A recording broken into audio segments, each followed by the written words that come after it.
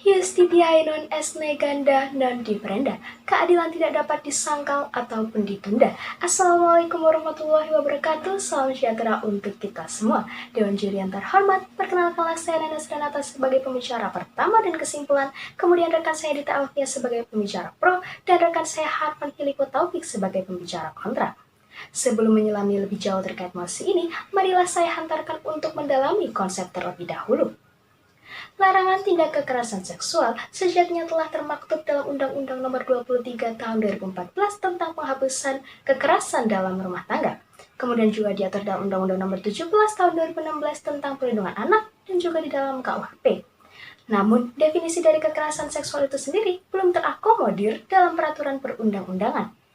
Maka, mengutip definisi yang dikemukakan oleh Winarsuno dalam buku Psikologi Keselamatan Kerja halaman 13, kekerasan seksual ialah segala bentuk perilaku yang berkonotasi seks yang dilakukan sepihak dan tidak dikehendaki oleh korbannya. Bentuknya dapat berupa ucapan maupun tindakan. Sedangkan definisi daripada relasi kuasa itu sendiri sebagaimana dalam Perma nomor 3 tahun 2017 ialah hubungan yang bersifat hierarkis, ketidaksetaraan, dan atau ketergantungan status sosial, budaya, pengetahuan, pendidikan, dan ekonomi yang menimbulkan kekuasaan pada pihak terhadap pihak lainnya dalam konteks relasi antar gender, sehingga merugikan pihak yang berposisi rendah. Kemudian, latar belakang daripada mosi perdebatan pada hari ini ialah dikarenakan kekerasan seksual terus meningkat setiap tahunnya. Merujuk data dari Komnas Perempuan pada tahun 2019, tercatat 431.471 kasus kekerasan seksual terhadap perempuan, di mana jumlah tersebut naik sebesar 6% dari tahun sebelumnya. Hal ini menunjukkan dikotomi kedudukan seseorang di masyarakat masih terjadi yang berpotensi untuk menderogasi hak atas perlindungan dari kekerasan dan diskriminasi. Sebagaimana dalam pasal 28I ayat 2 UUD 1945 dan pasal 7 DUHAM. Atas landasan itulah muncul inisiasi pengaturan pemberatan pidana berupa tambahan masa pidana sepertiga dari pidana pokok, penjara seumur hidup, atau pidana mati bagi pelaku kekerasan seksual dengan memperhatikan hubungan relasi kuasa. Dalam hal ini juga memperhatikan adanya suatu kondisi korban. Namun yang menjadi pertanyaan ialah apakah pemberatan tersebut telah efektif menjawab kekhawatiran kita bersama mengenai kejahatan kekerasan akibat ketimpangan relasi kuasa? Mengingat pada pasal 2 dan 3 Undang-Undang Nomor 12 Tahun 1995 tentang pemasyarakatan, sejatinya telah terdapat semangat untuk mengimplementasikan tujuan pemidanaan yang telah bergeser mengutamakan pembinaan bagi pelaku agar dapat diterima di masyarakat. Dan selain itu juga menyebabkan pelaku tidak melakukan residivis perbuatannya. Hal inilah yang akan dielaborasikan lebih lanjut oleh pembicara tim pro dan tim kontra dari tim kami. Sekian dan terima kasih. Assalamualaikum warahmatullahi wabarakatuh. Salam sejahtera bagi kita semua. Perkenalkan, saya Dita Alfia selaku pembicara tim pro pada mosi perdebatan kali ini. Satohid Kartanegara dalam buku Hukum Pidana bagian 1 halaman 56 menyatakan adanya teori gabungan antara teori relatif dan teori absolut yang menyatakan tujuan pemidanaan, yaitu agar menimbulkan efek pencegahan sehingga tidak terjadi kejahatan serupa, kemudian timbulnya efek jera bagi pelaku dan memberi keadilan bagi korban. Apabila dikaitkan dengan mosi ini, maka pertanyaannya ialah apakah hukuman pidana yang diberikan kepada pelaku telah memberikan keadilan bagi korban dan tercapainya tujuan pemidanaan. Bayangkan Dewan Juri yang terhormat, merujuk laman CNN News di Mentawai pada 2019, korban kejahatan seksual bunuh diri karena depresi setelah korban dilecehkan oleh oknum pemuka agama. Bahkan merujuk data catatan Lembaga Swadaya Masyarakat Yogyakarta tahun 2020 menyatakan 55% korban kekerasan seksual pada usia dewasa mengalami gangguan jiwa, terganggunya kesehatan reproduksi, dan luka berat. Namun pada status quo pemberatan pidana pelaku kekerasan seksual hanya terfokus kepada anak. Atas landasan itulah saya berdiri pada posisi pro dengan dua pokok bangunan argumentasi. Yang pertama ialah pemberatan memberikan rasa keadilan bagi korban dan upaya tercapainya tujuan pemidanaan. Semangat adanya pemberatan pidana kekerasan seksual atas ketimpangan relasi kuasa sejatinya diamini dengan berlakunya Undang-Undang Nomor 17 Tahun 2016 tentang penetapan Perpu Nomor 1 Tahun 2016. Kemudian apabila kita melakukan interpretasi futuristik, pemberatan pidana juga diatur dalam RUU Penghapusan Kekerasan Seksual yang diajukan oleh DPR. RUU PKS dianggap sebagai ius constituendum dalam pemberatan pemidanaan pelaku kejahatan kekerasan seksual atas ketimpangan relasi kuasa pada usia dewasa. Adapun rasio legis aturan pemberatan pidana ini ialah tercapainya tujuan pemidanaan sebagaimana pendapat mantan Ketua Mahkamah Agung Wirjono Projodiporo, yaitu untuk menghindarkan supaya orang tidak melanggar dan adanya efek jerah. Bentuk pemberatan pidana dalam hal ini merujuk pada Undang-Undang Nomor 17 Tahun 2016, maka konsep pemberatan yang kami maksud ialah pertama, tambahan masa pidana yaitu sebesar 1/3 dari pidana pokok, atau pilihan lainnya ialah pidana mati seumur hidup atau penjara paling singkat ialah 10 tahun dan paling lama 20 tahun. Pemberatan pidana dapat dijatuhkan tidak sewenang-wenang bagi pelaku, namun harus bersifat limitatif, yaitu dapat dijatuhkan hakim dengan mempertimbangkan beberapa faktor. Yang pertama ialah faktor relasi kuasa. Dalam hal ini melihat hal adanya hubungan korban dan pelaku, misalnya orang yang memiliki hubungan keluarga, atasan bawahan, pendidik, kemudian pejabat, tokoh agama, atau dilakukan oleh lebih dari satu orang secara bersama-sama. Kemudian faktor yang kedua ialah menimbulkan korban lebih dari satu orang, mengakibatkan luka berat, gangguan jiwa, penyakit menular, terganggunya atau hilangnya fungsi reproduksi, dan atau korban meninggal dunia. Yang mana bentuk pemberatan ini merupakan konsep pengadopsian dari Undang-Undang Nomor 17 Tahun 2016 dan RUU PKS. Silakan saudaraku. Ketika saudaraku dari tim pro menggagas adanya pemberatan berupa penambahan pidana 1/3 dari pidana pokok, bahkan pidana seumur hidup, nampaknya saudaraku lupa bahwa kondisi lapas di Indonesia mengalami overcrowding sebesar 75% pada 2020, sebagaimana disebutkan oleh Dirjen Pemasyarakatan Hukum dan HAM. Ex falso volibet, salah konsep, salah kesimpulan. Menjawab kekhawatiran dari tim kontra, perlu diingat bersama berdasarkan siaran pers catatan tahunan Komnas Perempuan 2020 dinyatakan dalam kurun waktu 12 tahun kekerasan terhadap perempuan meningkat sebanyak 792 kasus. Artinya kekerasan terhadap perempuan di Indonesia selama 12 tahun meningkat hampir 8 kali lipat. Dalam hal ini ketika tim kontra mempermasalahkan overcrowded, sebenarnya yang harus diperbaiki ialah faktor sarana sebagaimana faktor yang telah disebutkan oleh Surjono Sukanto dalam teori efektivitas hukum. Dalam hal ini maka permasalahan yang dikhawatirkan oleh tim kontra dapat teratasi dengan perbaikan dan penambahan lapas, bukan dengan tidak menyetujuinya pemberatan pidana sebagai sarana pemenuhan keadilan bagi korban, mengingat terdapat peningkatan kasus setiap tahunnya.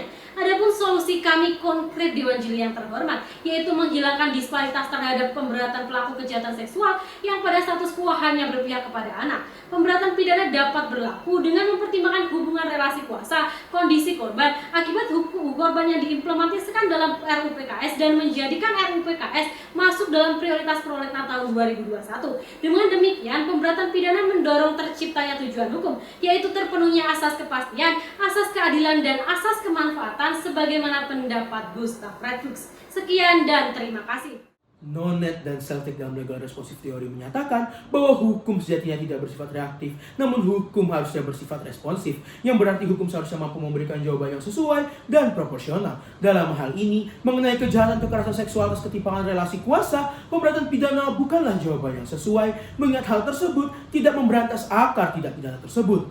Salam sejahtera bagi kita semua. Perkenalkanlah saya Harvan selaku pembicara dari tim kontra. Dewan juri yang saya hormati, izinkanlah saya untuk menyatakan dengan lugas bahwa saya menolak mosi perdebatan kita kali ini, yaitu pemberatan pidana kejahatan kekerasan seksual atas ketimpangan relasi kuasa. Maka dari itu, Dewan Juri yang saya hormati, sebelum saya memasuki bangunan argumentasi, izinkanlah saya untuk meluruskan falasa berpikir dari saudaraku Timpro, bahwasannya ketika saudaraku Timpro mendalilkan overcrowded bukanlah halangan penerapan pemberatan pidana, maka hal tersebut ialah sebuah kesalahan berpikir. Hal tersebut mengingat bahwa berdasarkan data dari Kementerian Hukum dan HAM, biaya makan narapidana sendiri naik setiap tahunnya. Misalnya di tahun 2018 ke tahun 2019 naik sebesar 40 miliar menjadi 179 triliun dengan sumber dana dari APBN.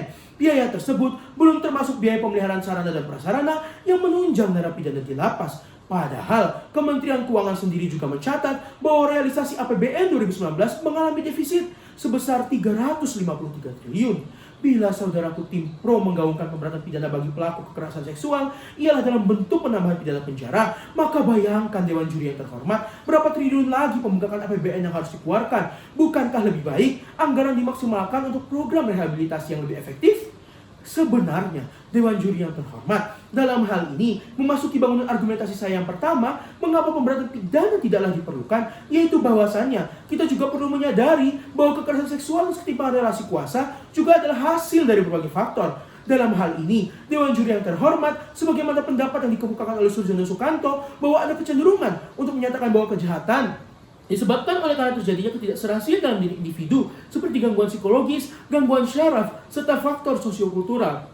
Maka dari itu, Dewan Juri yang terhormat, pemberatan pidana bukanlah jawaban yang sesuai dan proporsional, mengingat ianya tidak dapat membereskan faktor. Interupsi? Ada. Ya, silahkan saudaraku. Ketika saudaraku dari tim kontra menolak pemberatan pidana, apakah saudaraku dapat menjamin adanya efek jera bagi pelaku, serta solusi konkret apa yang saudaraku dari tim kontra dapat tawarkan? Terima kasih. Tampaknya saudaraku dari tim pro kurang bersabar dalam hal ini, sekaligus menjawab kekhawatiran dari saudaraku tim pro, serta memasuki bangunan argumentasi dari urgensi saya yang kedua, bahwasannya pemberatan pidana tidaklah diperlukan, mengingat tujuan pemindahan sendiri telah bergeser pada restoratif justice daripada sekedar memberi efek jera. Dalam hal ini, restoratif justice sebagaimana yang dikemukakan oleh Howard Zehr ialah keadilan yang memperhatikan korban, namun di sisi lain juga memperhatikan pelaku sebagai manusia yang juga memiliki hak asasi manusia. Dalam hal ini, tujuan restoratif justice ia lebih berfokus pada terciptanya perbaikan dan pemulihan baik pelaku maupun korban.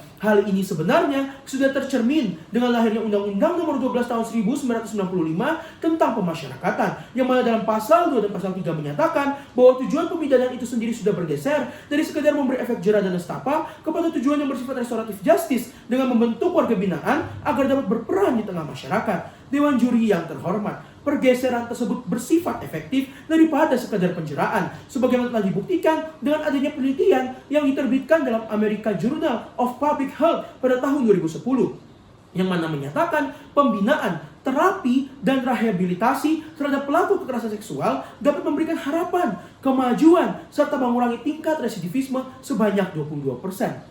Oleh karena itu, Dewan Juri yang terhormat, apalah artinya perdebatan tanpa solusi? Dalam hal ini, sekaligus menjawab kekhawatiran dari saudaraku tim pro dibandingkan melakukan pemberatan pidana, kami menawarkan solusi konkret, yaitu bersandar pada pandangan restoratif justice, maka perlu diadakannya suatu pembinaan psikologis oleh psikolog atau psikiater, serta pembinaan kerohanian oleh kerohaniawan yang ditunjuk oleh pemerintah atau pengadilan dalam melakukan pembinaan dan rehabilitasi tidak hanya terhadap pelaku namun juga korban, sebagaimana yang telah dilakukan di Amerika Serikat. Selain itu, diadakannya pula pembinaan bagi pelaku dalam bentuk pelatihan yang memberdayakan pelaku, misalnya melalui program Binker atau bimbingan kerja, di mana mereka dilatih dalam hal keterampilan, kepemimpinan, serta manajemen agar si pelaku nantinya lebih siap bekerja atau siap membangun usaha. Hal tersebut bahwasannya juga sebagai suatu sarana untuk membuka jalan bagi pelaku untuk dapat kembali menghidupi kehidupannya di tengah masyarakat. Akhir kata, Dewan Juri yang terhormat, argumentasi kami berdasar, solusi kami jelas, pemberatan pidana bukanlah jawabannya. Sekian dan terima kasih. Dewan Juri yang terhormat, izinkanlah saya menarik benang merah dari perdebatan mengenai pemberatan pidana kejahatan kekerasan seksual atas ketimpangan relasi kuasa. Baik pandangan pro maupun kontra sejatinya telah mengamini bahwasanya ketimpangan relasi kuasa perlu untuk segera diatasi agar dapat memberikan perlindungan terhadap hak asasi korban. Berpijak pada argumentasi pro, sejatinya pemberatan pidana merupakan suatu keniscayaan mengingat kekerasan seksual atas ketimpangan relasi kuasa dapat berimplikasi pada gangguan jiwa, luka berat, penyakit menular, terganggu atau hilangnya fungsi reproduksi, dan bahkan dapat menyebabkan kematian. Sehingga perlu dilakukan suatu pemberatan pidana sebagai upaya preventif, yakni berupa tambahan masa pidana seperti dari pidana pokok atau pidana mati, seumur hidup atau penjara paling singkat 10 tahun dan paling lama 20 tahun. Maka, sebagai upaya untuk menciptakan ius constituendum yang baik, solusi yang ditawarkan ialah melakukan pengesahan rancangan undang-undang penghapusan kekerasan seksual, di mana pemberatan pidana diimplementasikan pada kekerasan seksual atas ketimpangan relasi kuasa pada anak maupun orang dewasa agar tidak diskriminatif. Namun, di sisi lain, argumentasi kontra dengan berpijak pada teori restoratif justice beranggapan bahwa pemberatan pidana menunjukkan disparitas tujuan pemidanaan yang mengutamakan pembinaan bagi pelaku agar dapat diterima di masyarakat. Hal ini dinilai lebih efektif daripada sekedar penjaraan. Kemudian, mengingat terdapat faktor di luar pelaku yang mendorong untuk berbuat suatu kejahatan, solusi yang ditawarkan ialah diadakannya suatu pembinaan dalam bentuk pelatihan, bimbingan kerja, dan pendampingan psikologis oleh ahli ataupun terapis untuk merehabilitasi pelaku agar tidak melakukan suatu residivis dan dapat diterima kembali dalam masyarakat. Dewan juri yang terhormat, pro dan kontra dalam perdebatan ialah suatu keniscayaan untuk menciptakan solusi terbaik. Sekian dan terima kasih.